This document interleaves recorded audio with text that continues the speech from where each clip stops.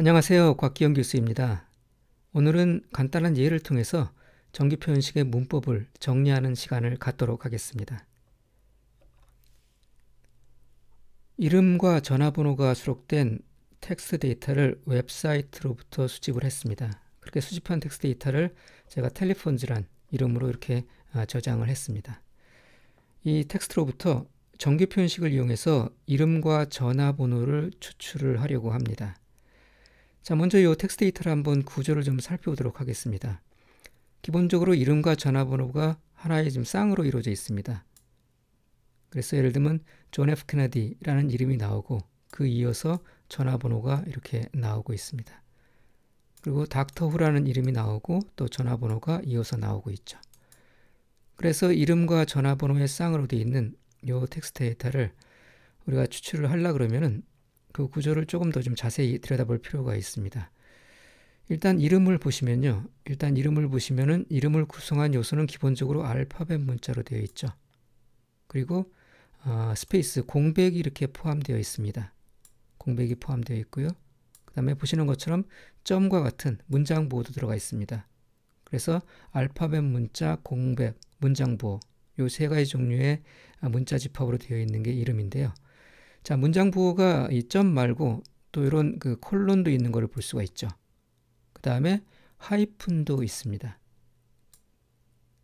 그 밖에 다른 거는 보이지가 않네요. 그래서 이름을 구성하는 요소는 알파벳 문자, 일단 알파벳 문자가 있고요. 그 다음에 콤마, 점, 하이픈 이 세 개의 그 문장 부호, 그 다음에 요 스페이스, 공백 이렇게 지금 네 종류의 그 문자 집합으로 이름을 구성을 하고 있습니다. 그래서 그런 문자 집합을 표현하기 위한 정규 표현식을 한번 이렇게 만들어 봤는데요. 일단 이 문자 클래스 내에 지금 제가 말씀드린 네 가지 종류의 문자 집합이 포함되어 있죠. 먼저 알파라는 알파의 문자가 포함되어 있고요. 그 다음에 점, 그 다음에 요 쉼표, 그 다음에 공백이 포함되어 있고 마지막으로 하이픈이 있습니다. 그래서 이 문자 클래스 내에 있는 이 네 종류의 문자 집합 중에 하나라도 매칭이 되게 되면은 우리는 그걸 이제 그 이름의 부분으로 그 매칭을 하게 되는 거죠. 자, 이렇게 매칭된 이러한 그 문자 클래스의 패턴이 몇 개 이상 나타나야 되냐면 2개 이상 출현을 해야 됩니다. 그래서 뒤에 문자 클래스로 이렇게 지정을 했습니다. 2개 이상의 저러한 문자들이 나타나는 것을 매칭해서 찾아달라 뭐 이런 뜻입니다. 그래서 만약에 저걸 하나 이상으로 찾게 되면은 이러한 콤마라든가 하이픈이라든가 뭐 공백이라든가 이렇게 하나로 구성되어 있는 문자도 그 매칭이 되기 때문에 반드시 2개 이상으로 우리가 그 매칭을 해야지만 이러한 그 이름 전체가 하나의 그 매칭된 문자열로서 반환이 되게 되죠. 그래서 이러한 그 패턴을 그 정규 표현식으로 정의를 하고 제가 레그매치스 함수를 이용을 해서 매칭되는 문자열을 추출을 해보도록 하겠습니다. 자, 레그매치스 함수는 두 개의 인수를 받죠. x라는 인수하고 m이라는 인수를 받는데 x라는 인수는 우리가 매칭할 대상 문자열을 문자 벡터를 이렇게 지정을 하고요. 그 다음에 m이라는 인수에는 우리가 그 매칭하는데 사용할 정규 표현식이 매칭되는 인덱스와 그 매칭되는 길이의 값을 지정을 합니다. 그거는 요 greg_expr 함수로부터 우리가 반환을 받을 수가 있는데요. greg_expr 함수는 첫 번째 인수로서 정규 표현식을 지정을 하고 두 번째 인수로서 대상 벡터를 지정을 합니다. 그러면은 요 대상 벡터에서 저 정규 표현식을 적용을 해서 매칭되는 문자열의 위치와 길이를 벡터나 리스트 형태로 반환을 해주죠. 그럼 레그매치스 함수는 그 결과를 두 번째 인수로 받아갖고 요 텔레폰즈 벡터에서 그 매칭되는 문자열을 찾아서 추출을 해줍니다. 그렇게 추출되는 결과는 리스트 형태로 결과가 매칭이 됩니다. 그래서 onList 함수를 이용을 해서 그거를 벡터 형태로 다시 변환을 해줘야 돼요. 그래서 이 결과를 실행을 해보시면은 네임에는 이렇게 5개의 그 이름이 들어가 있는 것을 볼 수가 있습니다. 그래서 이런 식으로 우리가 이름을 추출을 할 수가 있고요. 그 다음에 이제 전화번호를 추출해야 되는데 전화번호부를 추출하는 정규 표현식은 그 이름에 비해서 상당히 좀 복잡합니다. 여기 지금 정규 표현식을 제가 써놨는데요. 보기에도 굉장히 복잡해 보이죠. 네, 복잡해 보입니다. 예, 왜냐하면은 전화번호 자체가 굉장히 복잡한 그러한 패턴으로 구성이 되어 있기 때문에 그래요. 그래서 저 정규 표현식을 하나하나 이제 뜯어보기 전에 왜 이러한 복잡한 모양의 정규 표현식이 나왔는지 전화번호의 패턴을 한번 보도록 하겠습니다. 자, 전화번호의 패턴을 한번 들여다보면요. 일단 전화번호는 앞에 이제 그 지역 번호가 있기도 하고 없기도 합니다. 예를 들면 02 이렇게 지역 번호가 있는 경우도 있고요. 그 다음에 여기 917-1843 이 경우는 지역 번호가 없죠. 그리고 지역 번호가 있는 경우도 이렇게 그 괄호로 감싸져 있는 경우도 있고 어떤 경우에는 그렇게 괄호로 감싸 있지 않은 경우도 있습니다. 그 다음에 그 지역 번호가 이렇게 두 자리인 경우도 있고요. 지금 보시는 것처럼 지역 번호가 세 자리인 경우도 있습니다. 그러니까 지역 번호만 하더라도 여러 가지 지금 경우가 있죠. 지역 번호가 있기도 하고 없기도 하고 지역 번호가 있으면은 그게 두 자리이기도 하고 세 자리이기도 하고 그 다음에 그 지역 번호가 괄호로 감싸 있기도 하고 감싸 있지도 않기도 하고 이렇습니다. 그래서 그러한 그 복잡한 패턴을 우리가 정규 표현식으로 모두 표현을 할 수가 있어야 돼요. 그 다음에 지역 번호에 이어지는 국번호를 보시면은 국번호는 지금 세 자리로 다 공통으로 되어 있죠. 세 자리로 되어 있습니다. 세 자리로 되어 있고 지역 번호와 국번호를 연결하는 곳에 연결 문자가 별도로 이렇게 없기도 하고요. 혹은 하이픈으로 있기도 합니다. 그래서 연결 문자가 없기도 하고 그 다음에 하이픈으로 있기도 한 그런 패턴을 또 우리가 매칭을 해줘야 돼요. 그래서 지역 번호와 전화의 국번호 사이에 하이픈이 있는 경우 없는 경우를 모두 매칭할 수 있는 정규 표현식을 또 만들어내야 되고요. 그 다음에 그 전화번호 국번호에 이어서 이제 그 전화번호 네 자리가 또 나오게 되는데 그 국번호와 실제 전화번호 네 자리 사이에도 지금 하이픈이 이렇게 있기도 하고 또 여기 보시는 것처럼 아예 그런 연결 부호가 없기도 합니다. 그래서 이것도 좀 복잡하죠. 그러니까 있는 경우 없는 경우를 모두 매칭을 할 수가 있어줘야 돼요. 그 다음에 우리가 또 신경 써야 될 것이 맨 끝에 보시면은 여기 내선 번호가 있습니다. 그래서 내선 번호가 이렇게 있는 경우도 있고 또 지금 이 전화번호 같은 경우는 내선 번호가 없죠. 그래서 어떤 경우는 내선 번호가 있고 또 어떤 경우는 내선 번호가 없습니다. 내선 번호가 있는 경우도 그 자릿수가 한 자리부터 세 자리까지 자릿수도 좀 다양합니다. 그리고 내선 번호가 있는 경우에 지금 이렇게 괄호로 감싸 있기도 하고요. 그래서 이 전화번호 끝에 있는 내선 번호도 있는 경우 없는 경우 그 다음에 있는 경우는 자릿수가 한 자리인 경우부터 세 자리인 경우 그 다음에 있는 경우에 괄호가 써져 있는 경우 뭐 이런 것들을 전부 또 매핑을 해줘야 돼요.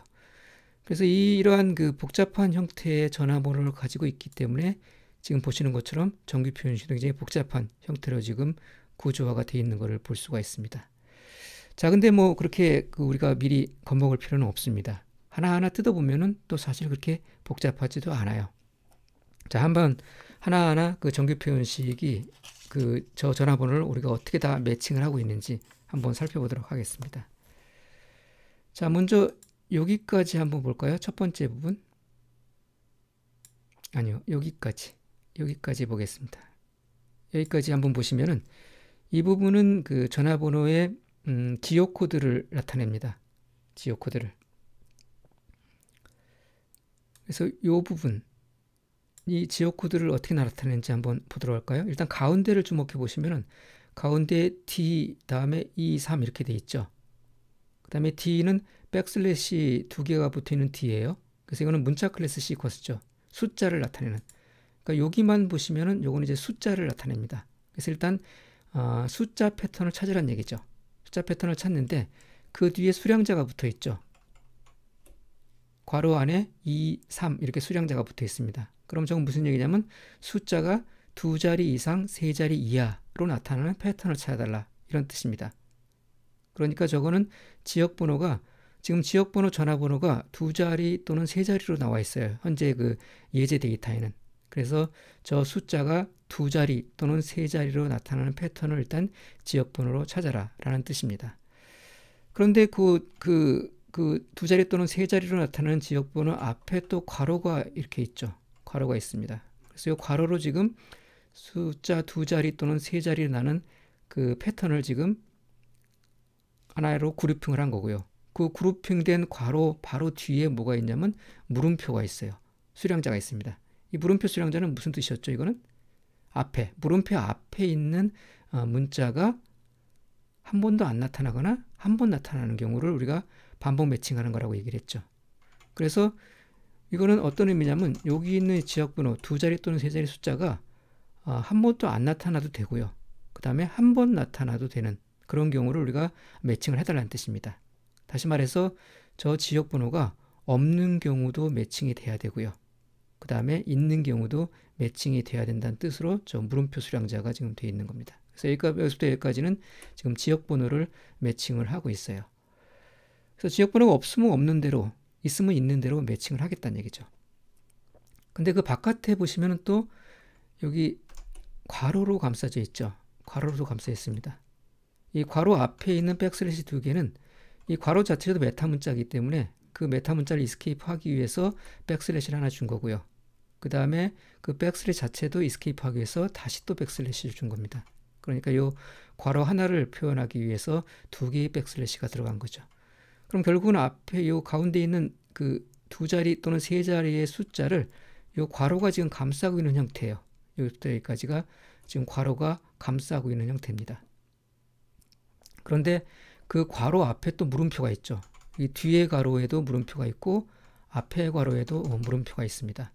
저 물음표는 앞에 있는 게 없어도 되고 한 번 있어도 되는 그런 패턴을 매칭을 하는 거죠.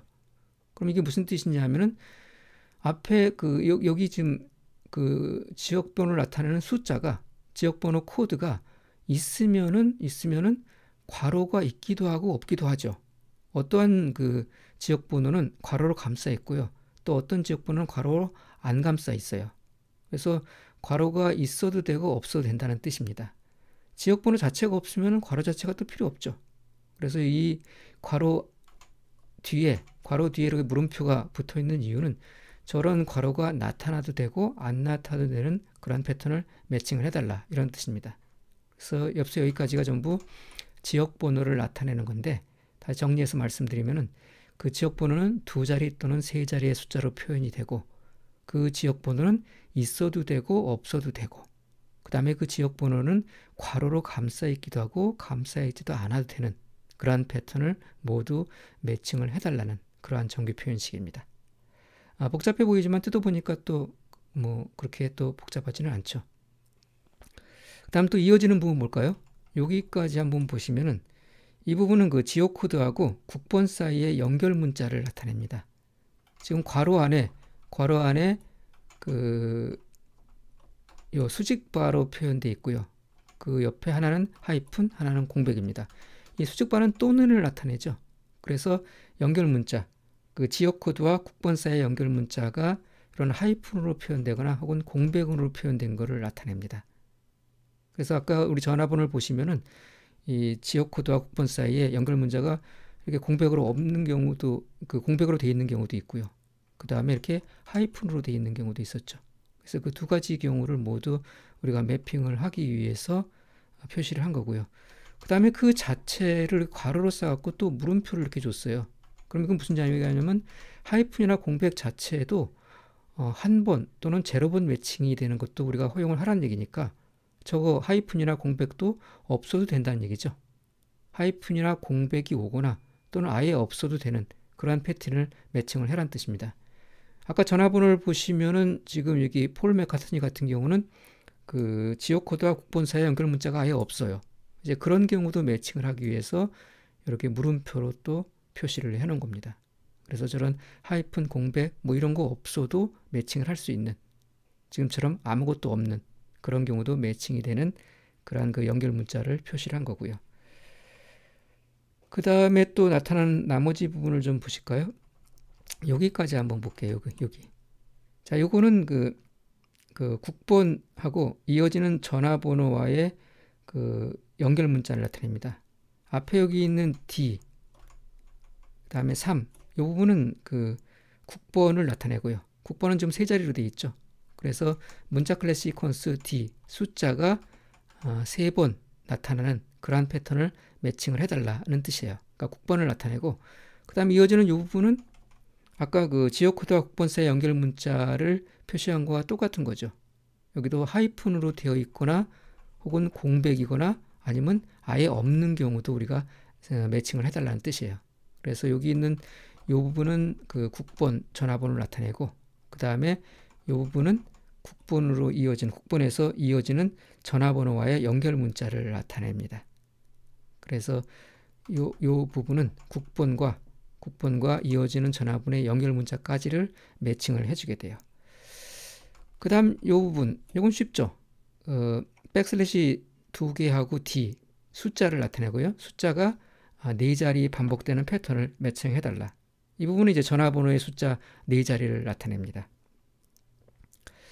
그 다음에 요 맨 끝에 있는 거를 좀 볼까요? 맨 끝에 있는 걸 한번 보시면은 이거는 무엇을 나타내냐면 내선 번호를 나타냅니다. 내선 번호.